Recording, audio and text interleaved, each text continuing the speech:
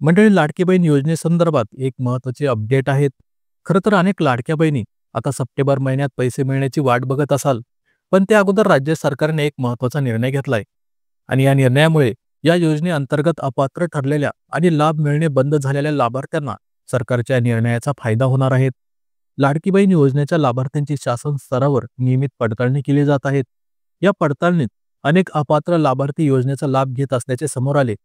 त्यानंतर अपात्र ठरलेल्या लाभार्थ्यांना दिल्या जाणाऱ्या योजनेचा लाभ थांबवण्याचा निर्णय घेण्यात आला होता. पण यात मोठ्या संख्येनं लाभार्थी अपात्र ठरवल्यामुळे सरकारवर सतत टीका केली जाते.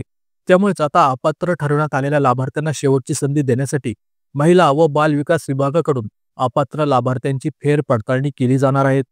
यात लाभार्थ्यांनी पडताळणीस प्रतिसाद द्यावा असं आवाहन विभागामार्फत करण्यात आलंय. त्यामुळे ज्यांना अपात्र ठरवले त्यांची आता फेर पडताळणी होणार आहे. म्हणजेच त्यांना आता पुन्हा एक संधी मिळणार आहे. तर लाडकी बहीण योजनेसंदर्भात ही एक महत्त्वाची अपडेट आहे. त्यामुळे हा व्हिडिओ नक्की इतर लाडक्या बहिणींनाही शेअर करा.